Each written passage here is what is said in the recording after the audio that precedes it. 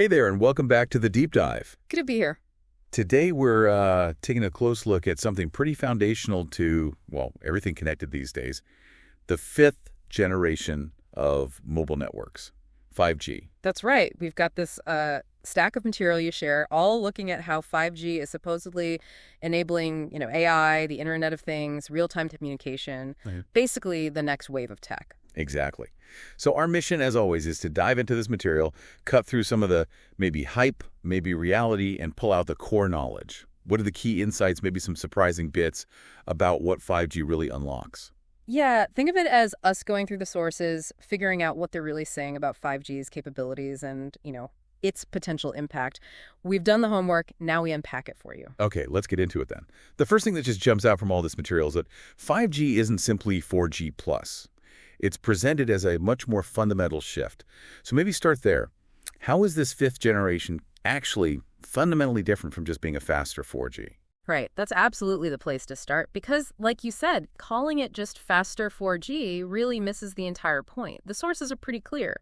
5G was conceived, designed, built from the ground up as a completely new kind of network. It wasn't just an iteration. A new kind of network built for what specifically? Yeah. Because, 1G, 2G, 3G, 4G, they were mostly about connecting people, right? Voice calls, then data, better video. Exactly. Connecting people better and faster was the main goal.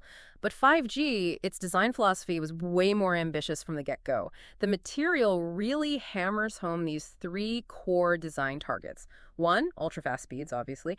Two, incredibly low latency, that's the delay.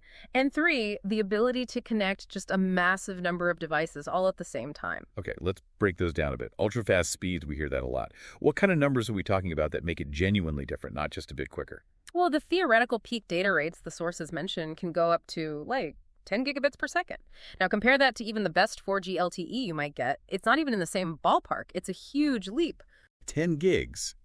Okay, that's definitely not just a bit quicker. That's downloading huge files almost instantly. Right. Think downloading a full 4K movie in seconds, not minutes, or streaming multiple high-res feeds without a glitch. That kind of capacity. And the second point, ultra-low latency. That's the lag, the delay in the network responding. The material mentions figures like 1 millisecond. That sounds almost instantaneous. It practically is, for human perception anyway, and that's absolutely critical. Older networks, even 4G, you're talking tens of milliseconds, maybe more sometimes. Getting down to single digits, aiming for 1 millisecond. That unlocks applications that were just physically impossible over a mobile network before. Okay, so speed and near zero delay. Yeah. And the third one was massive device connections, not just our phones anymore. Yeah, not just phones and tablets. We're talking about the capacity to handle potentially millions of devices per square kilometer. Sensors, machines, cars, infrastructure, everything, talking to everything. Right. And the sources, they actually frame this pretty seriously, don't they? Like as of mid-2025, this isn't just a consumer upgrade.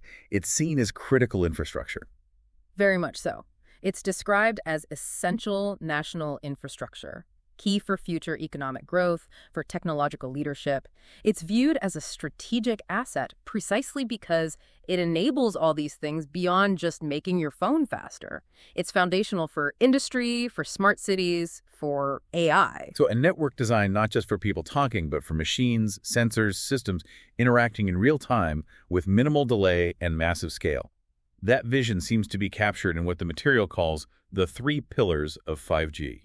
That's right. It's a good way to think about it. The sources often structure 5G's core capabilities around these three distinct pillars. They're like the cornerstone supporting everything else. Okay, let's dig into those pillars then. What's the first one? This is probably the one most people think of when they hear 5G. Yeah, the first one is EMBB. That stands for Enhanced Mobile Broadband. And you're right, this is the faster speeds part that gets most of the headlines. So EMBB is delivering those multi-gigabit peak speeds we talked about. Exactly. Multi-gig peak rates, much higher average speeds day-to-day compared to 4G, and just generally more capacity across the network so more users can get faster speeds simultaneously. And what does that actually enable beyond, faster YouTube loading? Yeah. What are the concrete examples the sources give? Well, things like streaming high-fidelity 8K video seamlessly, even on the move, or truly immersive augmented reality and virtual reality experiences without needing chunky cables or suffering from lag or low-res graphics that make you feel sick.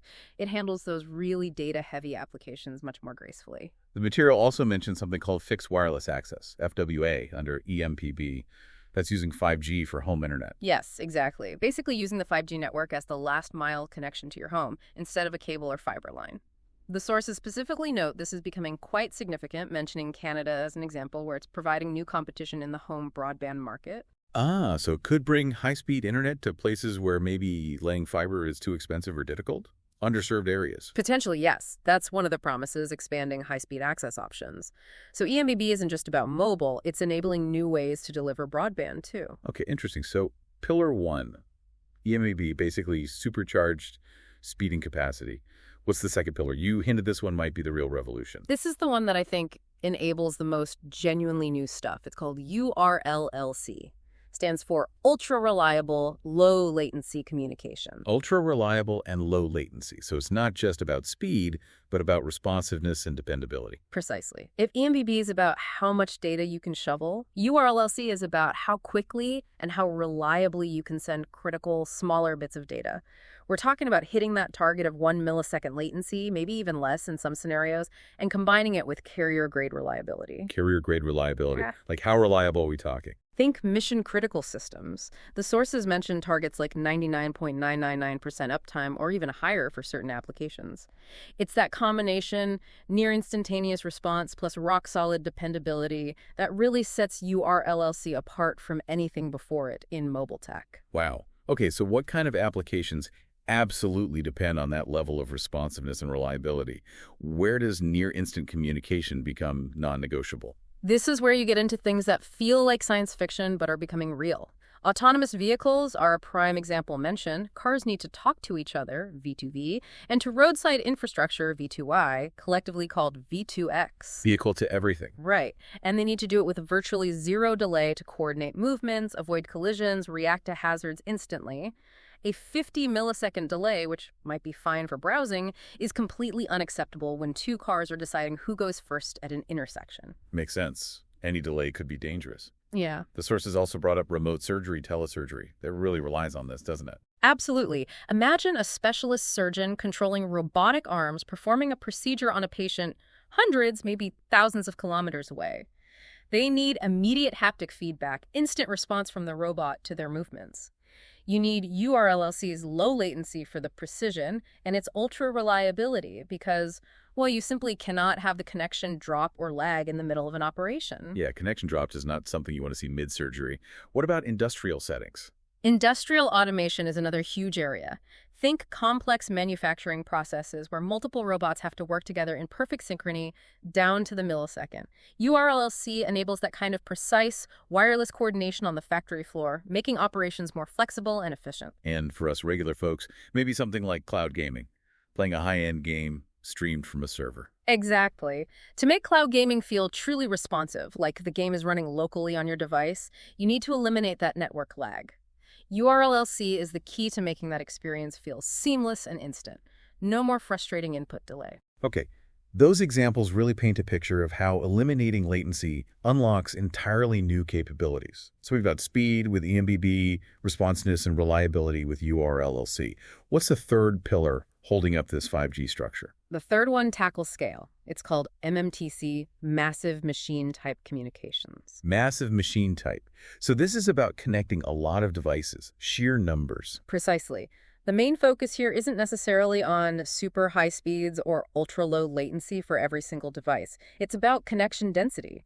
It's about the network's ability to efficiently handle signaling and data from a vast number of devices simultaneously, especially devices that might only send small amounts of data infrequently and need to conserve power. How vast are we talking? What's the scale MMTC is designed for? The theoretical target often cited in the material is supporting up to 1 million connected devices per square kilometer. 1 million per square kilometer. Yeah. That's mind-boggling density compared to what networks handle today. What does connecting so many things actually enable in the real world? Well, this pillar is basically the engine driving the true explosion of the Internet of Things, the IoT. Without MMTC, the vision of billions and billions of connected devices just wouldn't be feasible from a network perspective. So applications like smart cities really depend on this. Absolutely. Smart cities are a textbook example. You need to connect potentially millions of sensors across the urban landscape.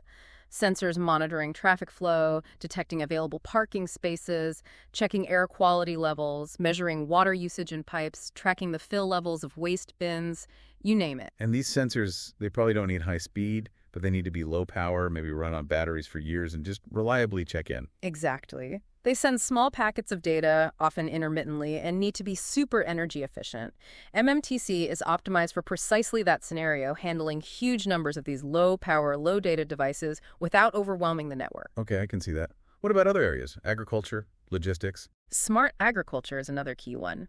Imagine deploying thousands of soil moisture sensors across vast farmlands, or tracking livestock health remotely. MMTC makes that possible at scale. And in logistics and supply chain management, think about tracking every single pallet, container, or even individual package in real time across the globe. That requires connecting a massive number of tracking devices efficiently. So ENB for speed, URLLC for responsiveness, MMTC for scale. Those are the core capabilities. Yeah. Now, how does 5G actually deliver this? What's the underlying technology that makes it different from 4G?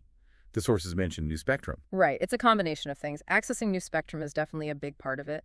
5G unlocks and utilizes higher frequency radio bands that weren't practical or widely used for mobile before. Higher frequencies. Like what? Most notably, we're talking about millimeter wave spectrum, or mmWave. This is generally the spectrum above 24 gigahertz, going up into the 30s, 40s, 60s, and even higher frequencies. And the main advantage of going up there into millimeter wave. Bandwidth. Lots and lots of it. These higher frequency bands offer enormous chunks of spectrum compared to the crowded lower bands used by 4G and previous generations. And more bandwidth directly translates into higher potential speeds. It's fundamental to achieving those multi-gigabit eMBB targets. Okay, huge bandwidth equals huge speed potential. But there must be a catch, right? High-frequency signals usually behave differently. There is a significant trade-off, yes. The physics are just different up there. These mmWave signals have a much, much shorter range than lower frequency signals. We're talking maybe a few hundred meters in ideal conditions, sometimes less. A few hundred meters. That's not far at all compared to a traditional cell tower. Not at all. And worse, they're very easily blocked by obstacles. Walls, buildings, windows, even things like foliage on trees, heavy rain, or sometimes even just your own hand holding the phone can significantly impede or block the signal. So if the signals are short range and easily blocked, how on earth do you provide consistent coverage, especially in cities where you have all those buildings and people needing the highest capacity? That sounds like a major challenge. It is a major challenge, and it requires a fundamental shift in how the network is physically built. The solution, as highlighted in the sources, is a heavy reliance on what are called small cells. Small cells. These aren't the big macro towers we see everywhere. No, exactly. They are much smaller, lower power base stations, think shoebox-sized or even smaller in some cases. And the key is deploying them much more densely than traditional towers. Densely. Like, where would you put them? They're designed to be installed closer to the ground and closer to users. On lampposts, utility poles, the sides of buildings, bus shelters, integrated into the existing urban furniture. So instead of one big tower trying to cover a large radius, you have lots and lots of these small cells covering much smaller areas, but overlapping to provide continuous coverage. Precisely. You need a dense grid of these small cells, especially in urban cores and high-traffic areas, to make high-band millimeter 5G practical and reliable. It's a move from coverage-focused macro cells to capacity-focused densification with small cells. That sounds like a significant deployment effort, putting up so many small base stations. It is. It's one of the reasons why rolling out that super-fast millimeter 5G takes time and investment. Okay, so new spectrum, millimeter wave, plus a new network layout, dense small cells. What about the antennas themselves? The sources mention smarter antenna tech like massive MIMO and beamforming. Yes. These are also crucial pieces of the puzzle for improving efficiency and performance. Let's start with massive MIMO. MIMO itself. Multiple input, multiple output isn't new. 4G used it, but 5G takes it to a whole new level. Massive meaning just way more antennas on the base station. Essentially, yes. Instead of maybe 2, 4, or 8 antennas like an advanced 4G, a 5G massive MIMO base station might have dozens or even hundreds of tiny antenna elements packed into the array. And what does having all those extra antennas let the base station do? It allows the base station to communicate with many more user devices simultaneously, using the same time and frequency resources. It uses complex signal processing to create multiple independent spatial streams, drastically increasing the overall capacity and spectral efficiency of the cell. Basically, it can handle more users more effectively. Okay, so massive MIMO boosts capacity. What about beamforming? How does that fit in? Beamforming often works hand in hand with massive MIMO. Instead of the antenna just broadcasting the signal out in a wide pattern, like a floodlight covering a general area, Right.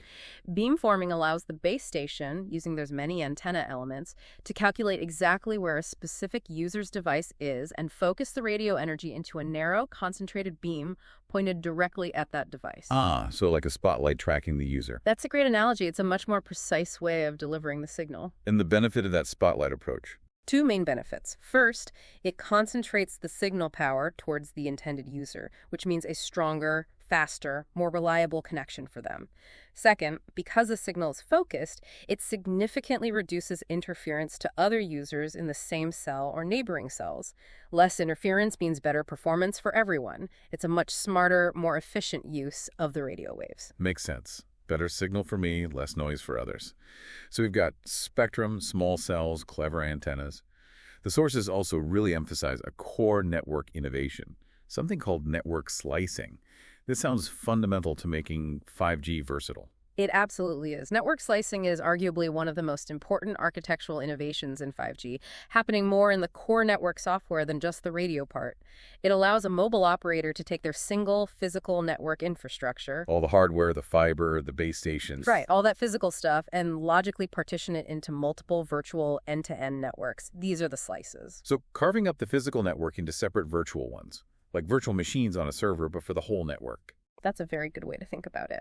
And the crucial part is that each slice can be independently configured, managed, and optimized for very specific characteristics and service level agreements, SLAs. Optimize how? What could you customize per slice? Pretty much everything that matters for a specific application. You could create one slice optimized purely for eMBB maximum bandwidth. Maybe latency isn't the top priority. Think video streaming or fixed wireless access. Okay. Then, on the exact same physical hardware, you could simultaneously run a completely separate slice optimized for URLLC. This slice would guarantee ultra-low latency, extremely high reliability, maybe dedicate specific resources for it. That's the slice you'd use for autonomous vehicles or remote surgery. And maybe a third slice for all those IoT devices. Exactly. A third slice optimized for MMTC supporting a massive number of connections, prioritizing low power consumption, and maybe handling small data bursts efficiently, but not needing high speed or ultra-low latency. And these slices are isolated. So the heavy video streaming on the eMBB slice won't mess up the latency on the critical URLLC slice. That's the goal, yes. They operate as independent, logically separate networks, each with its own quality of service guarantees, security policies, and resource allocation, all running securely over the shared physical infrastructure. This ability to tailor network characteristics slice by slice is what makes 5G so adaptable to the incredibly diverse needs of different industries and applications. It's not one size fits all anymore. That programmability, that flexibility. It really sounds key to delivering on all those different promises we talked about. Okay, we've covered a lot of ground, the pillars, the tech enablers. Let's quickly recap or pull together the key transformative areas that the sources say 5G is really designed to power, looking at where things stand around mid-2025. Sure. Based on the material, 5G is seen as the essential underpinning for several major technological shifts that are really starting to mature now. We mentioned truly immersive AR and VR, finally cutting the cord, getting high resolution and low latency so it actually feels real and doesn't, make you nauseous. Definitely. That requires both the high bandwidth of eMBB and the low latency of URLLC working together. Then there's the whole connected vehicle ecosystem V2X, using URLLC for safety applications, traffic optimization, maybe even coordinating self-driving cars down the road. Right. That's a huge one with massive potential societal benefits in terms of safety and efficiency. Industry 4.0 and the smart factory concept seem heavily reliant on 5G too. Wireless robots, predictive maintenance using sensor networks powered by MMTC, maybe AR tools for technicians using eMBB. Yes, 5G offers the reliability and low latency needed for critical industrial control wirelessly, which is a big shift from wired systems, allowing much more flexibility in factory layouts and operations. And AI at the edge. How does 5G fit there? Well, if you want to run sophisticated AI models closer to where data is generated on devices, in cars, in factories, you need fast, reliable communication between those edge AI systems and potentially cloud resources or other edge nodes. 5G provides that critical high throughput, low latency connectivity fabric for distributed AI. Makes sense. And finally, advanced telehealth, going way beyond just a video consultation. Yeah. Think high-resolution medical imaging shared in real-time, continuous remote patient monitoring using wearables connected via MMTC or low-latency connections, and eventually, potentially, enabling those complex remote robotic surgeries we discussed, needing guaranteed URLLC. So yeah, across AR, VR, vehicles, industry, AI, and healthcare, these are the big domains where the sources consistently point to 5G being not just helpful, but truly transformative and necessary. It's an impressive list of potential transformations. So that's the vision, the promise, the technology. Let's get real for a moment. Where do things actually stand with the 5G rollout? We're talking mid-2025 here. Have all these promises been fully realized yet? Is everyone getting 1 RIDS latency and gigabit speeds? Realistically, no, not yet. The material provides a pretty clear picture. The rollout is definitely well underway globally and here in places like Canada, but it's very much still a work in progress. So what is widely available? What are most people actually experiencing today? In major cities and many populated areas, 5G coverage is quite common now. Oh. And for the average consumer with a 5G phone, the main benefit they're likely seeing is that eMBB promise noticeably faster download and upload speeds compared to 4G, smoother video, quicker app downloads. So the faster speeds part is definitely being delivered in many places. Yes, that aspect is becoming quite tangible. However, achieving truly nationwide coverage, especially getting reliable 5G signals into more rural and remote areas, that's still an ongoing effort. Expanding the footprint takes time and significant investment. And what about the other pillars? The mmWave speeds, the URLLC, the MMTC, are those widely deployed and used yet? That's where the gap between promise and current reality is wider.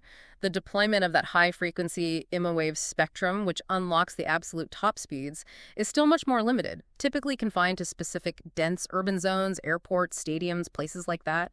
You need those small cells deployed very densely for it to work well. So you might get gigabit speeds standing on one street corner, but not necessarily everywhere in the city. That can definitely be the case with mmWave right now. And the truly revolutionary applications that depend heavily on URLLC, like widespread autonomous vehicles operating safely in mixed traffic, or the full vision of MMTC with billions of IoT devices seamlessly connected in smart cities, those are still in earlier stages of development and deployment. Why is that? Is it just the network rollout, or are there other factors? It's more than just the network. The sources point out that realizing the full potential requires the entire ecosystem to mature. You need the actual devices, the cars, the robots, the sensors to be equipped and capable of leveraging 5G's advanced features. You need the applications and software platforms to be built. And often you also need regulatory frameworks and standards to evolve to support these new use cases. So it's a complex interplay between the network, the devices, the applications, and the rules. Exactly. The 5G network is the foundation, and that foundation is being laid progressively. The initial benefits, primarily faster speeds, are here for many.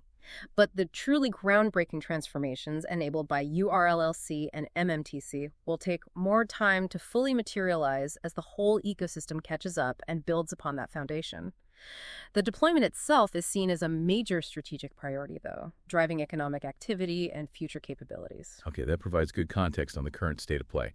So let's try and bring this all together then. Looking at everything we've discussed, the technology, the applications, the current status, what's the ultimate significance of 5G as we look towards the rest of this decade and beyond? Well, the clear message from the sources is that 5G represents a truly monumental leap forward. It's not just another G. It's conceived as this incredibly versatile, powerful platform built fundamentally on those 3 pillars we discussed. eMBB for speed, URLLC for responsiveness and reliability, and MMTC for massive scale.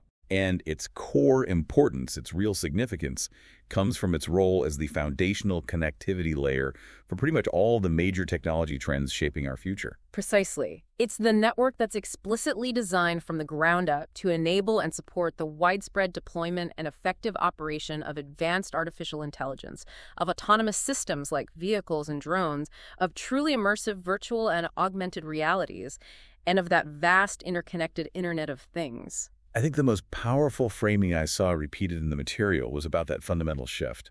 It's moving from a network primarily built to connect people. To a network primarily designed to connect everything, machines, objects, infrastructure, sensors, alongside people. That shift in design philosophy is key. It's essentially weaving a high-performance digital fabric into the physical world, connecting billions of things with unprecedented speed, near-zero delay, and massive scale. Yeah, that's a great way to put it. It's providing the nervous system for a more connected, automated, and data-driven society. Its full impact, the sources suggest, will continue to unfold throughout this decade, likely enabling innovations and applications that we're only just beginning to imagine today. Wow, it really puts it in perspective. From just faster phones to wiring up, well, everything. Okay, we've definitely gone deep today.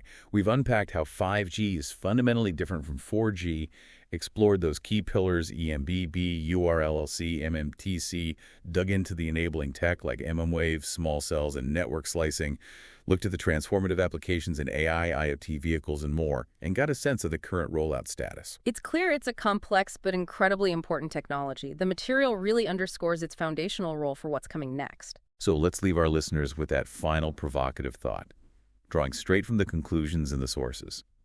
Really think about that fundamental shift we discussed, from a network connecting people to a network designed to connect everything. If the network itself can now reliably sense, connect, and potentially control countless devices, machines, vehicles, and systems with near instantaneous response, what completely new possibilities, what innovations maybe we haven't even conceived of yet, are just around the corner in your world, powered by that change. It's definitely something to ponder. Thank you for joining us on this deep dive into the world of 5G. Yeah, thanks for tuning in. If you found this exploration valuable and want to keep up with the technologies shaping our future, make sure you subscribe to Tech AI and Beyond. We'll catch you on the next deep dive.